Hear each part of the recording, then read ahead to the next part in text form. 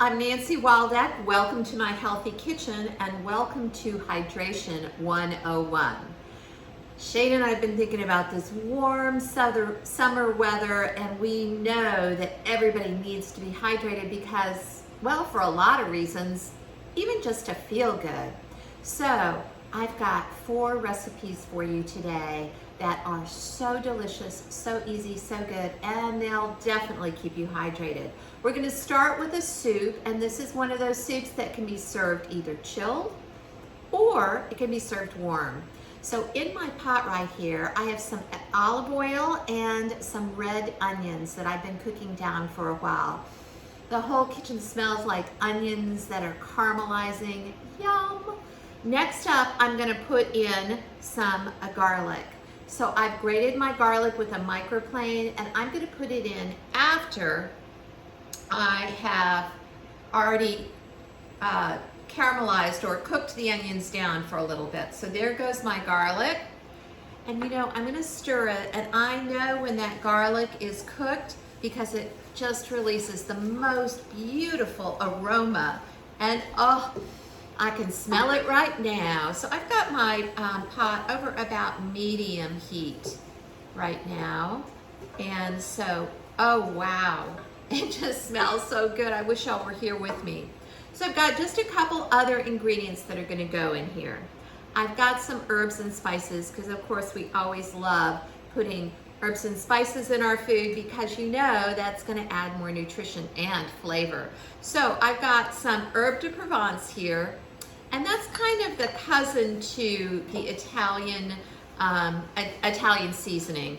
Herb de Provence has many of the same herbs in there, as well as sometimes a little lavender, some orange peel. So there goes the herb de Provence, just adding to the aroma in the kitchen. Next up, I've got some turmeric. Now I learned to make this recipe in Provence, and even in Provence they use turmeric, and we're gonna add some black pepper now into, I'm sorry, did I say turmeric? I meant cumin. Okay, we're gonna add some black pepper in now, and because we're using some canned products today, we're not gonna even add any salt in here. You know, Provence is part of the Mediterranean lifestyle, so things like cumin are not unusual because they are carried over from Greece and Sicily and Spain and France and all those wonderful Mediterranean countries.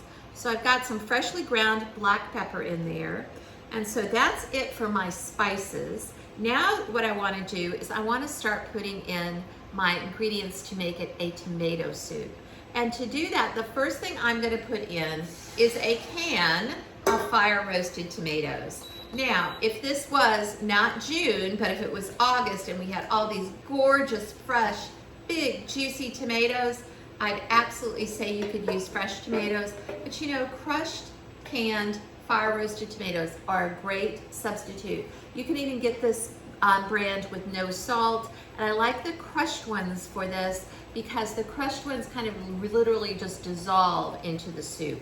So I call for 2 15-ounce cans in my recipe. You can use 1 30-ounce can, or I think it's 29 ounces.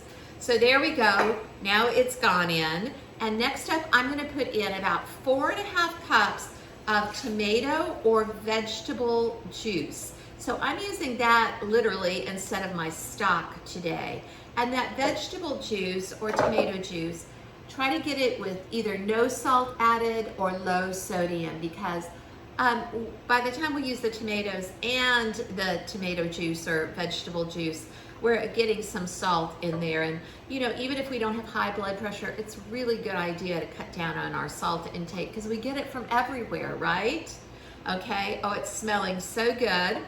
Next up, I'm gonna put in a couple of roasted red peppers that I've just chopped up.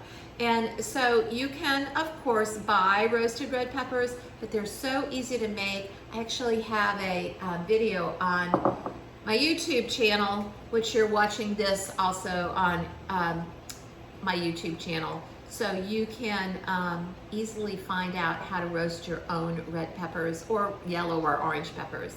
So there we go. Now my soup is gonna sit and burble away while I make something special for the soup. You could of course just serve it like this, delicious.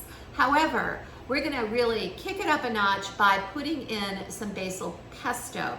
Now, since this is a Provençal tomato soup, they call it pesto.